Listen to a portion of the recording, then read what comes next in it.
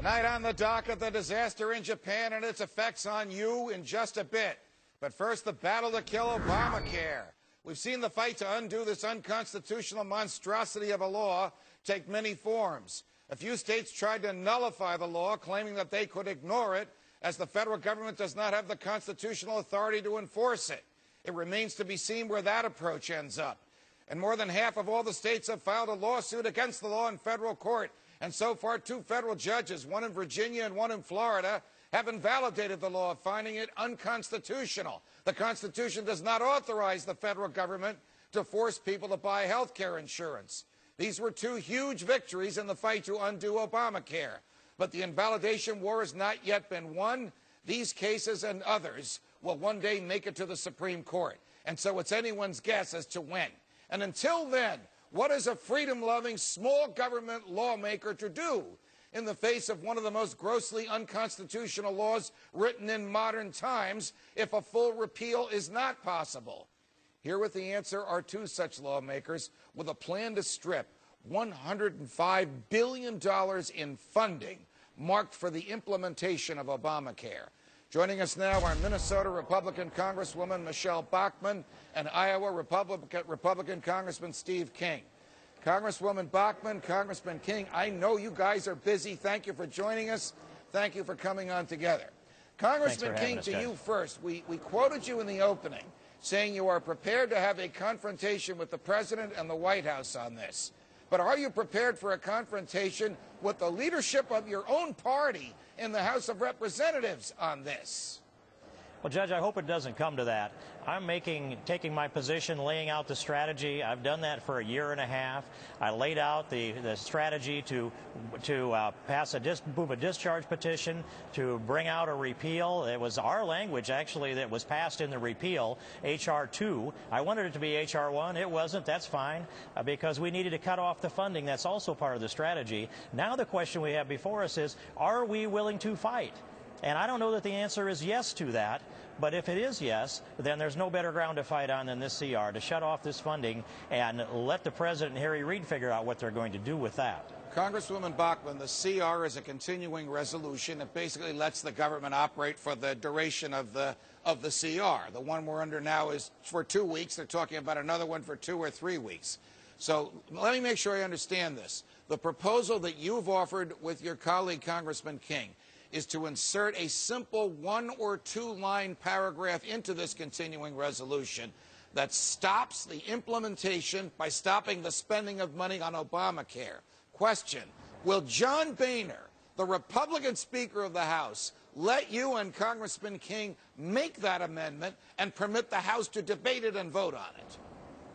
Well, that's the question, because it is our opinion that if a person votes for the continuing resolution, they're essentially voting not to fight to defund Obamacare. It's that simple, because as we are speaking right now, socialized medicine is being implemented in the United States courtesy of the $105 billion check that Barack Obama has to spend. That's why, thanks to you alerting your viewers and also to your viewers picking up the phone and calling members of Congress, we're seeing a crack here in Washington, D.C., and member after member now are starting to make public statements saying they're joining Congressman King and myself in voting no on the continuing resolution. This is good. We're gaining momentum now to vote against the continuing resolution, because, again, a vote for the continuing resolution to fund government is a vote not to fight Obamacare. We're gaining more support. Congressman King, unless the continuing resolution contains in it the language that strips the $105 billion from Obamacare, then, of course, you'd be for it. The goal, as I understand it, is to get that language into the continuing resolution. That's a political goal. You basically have to twist the arms of your own Republican leadership. No, that is true, Judge. And going into this with the big CR, the one that we debated for 90 hours on the floor of the House, I tried every avenue to get it written into the bill. I would have asked them to bring an amendment before the Appropriations Committee, but we didn't have a committee meeting. It was written and sent to the Rules Committee. I went to the Rules Committee and asked them to protect my language from a point of order, and they refused to do that. And so I offered it on the floor knowing it would be struck down on a point of order to make the point that this is this is a solution. It's the best solution that we have, and we have to reach that political place to be able to get the leadership to agree with this. We just discovered a new number this morning, and it fits in within the $105.5 billion. What's that? And that's the automatically appropriated funds for FY 2010. That's $18.6 billion that's put in for FY 2010, and you add to that the $4.95 billion that is part of 2011. We're at $23.6 billion that Obama has to use to implement Obamacare if the House does nothing, if we're not able to cut that funding off, as Michele and I are working to do. Because, Congresswoman Bachmann, all of that funds and the arcane ways in which the president was given the power to spend them were appropriated and authorized by Obamacare last year in that 2,700-page monstrosity that people barely had the time to read, much less understand. That's exactly right. And we know now, Judge, that for almost a year, for 50 weeks, a majority of Americans, not conservatives, not Republicans, but a majority of Americans of all political persuasions want us to repeal the government takeover of health care. We're here because we want to do the will of the people. Overwhelmingly, this is almost a year out after the passage of this bill. And remember, Speaker Pelosi famously said we have to pass the bill to know what's in it. Now we know what's in it.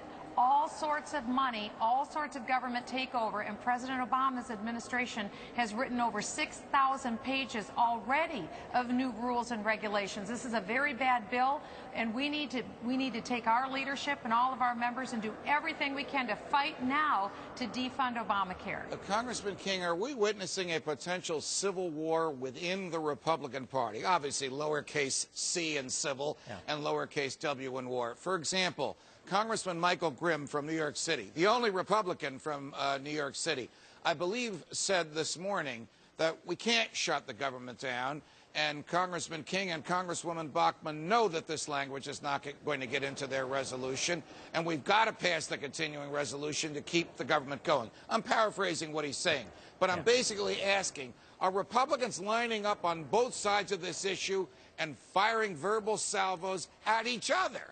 Not at Mrs. Pelosi and not at the president, but at each other. Well, there's a little bit of that going on, but I think it's a long ways away from a civil war within the Republican conference. We're having good, healthy discussions with the leadership. We sat down with Eric Cantor for a full hour on Friday and went through a lot of the details of the strategy. So I don't feel that tension between leadership and me, and I don't think Michele feels it either. But there is a little bit of sniping going on, and to the point, we can't shut the government. We don't intend to. We have provided the resources to keep this government functioning in a fiscally responsible fashion while we're cutting it a little bit. That's the Republican position. It's Harry Reid that's talked about shutting the government down, and we should remember, he is the mouthpiece for the president now. Right. Harry Reid is the guy standing up and shielding the president from the responsibility that we need to put on him. If this government shut down, it will be the president telling Harry Reid, okay, fine, we think we can win the debate with the American people. I think they lose that debate. But Congresswoman Bachmann, if Speaker Boehner will not allow you and Congressman King to even get this language to the floor to debate it, to even offer ideas in favor of it, to force Congressman Grimm to state his opposition to it. Isn't he running the House much like Mrs. Pelosi ran it, with an iron fist, the way leadership wants it, without respect and deference to people whose views disagree? Well, a decision has to be made by the leadership what sort of bill or amendment they're going to put on the floor, and that's their prerogative as leaders. What we're saying is that we believe that the language that we're trying to put forward on this amendment is reflective of what the American people want. And more, Judge, we see that there are more and more of our colleagues in the House of Representatives who want this language put on the bill, because like us, they believe that the time to take a stand is now. And so our question is, will President Obama and will Harry Reid be willing to shut the government down so that they can grow their huge bureaucracy of Obamacare? Because after all, that's what Obamacare is. It's a huge government bureaucracy. It's not more health care. Right. It's not more doctors and nurses. It's a bureaucracy. If he wants to shut government down so that he can build a big bureaucracy, they're going to lose on that issue. We only have a few seconds left. I just would like a yes or no from each of you. First, Congressman King, will you vote to raise the debt ceiling to allow the president to borrow more money, no matter what promises accompany that? On promises, no. I'll be a no on that, Judge. Congresswoman Bachmann, same question. I've already been public, and I'm a no on raising the debt ceiling. All right. We really appreciate the two of you joining us. Congresswoman Michele Bachmann from Minnesota, Congressman Steve King from Iowa. Thanks for joining us. Thanks, Judge. Thank you, Judge.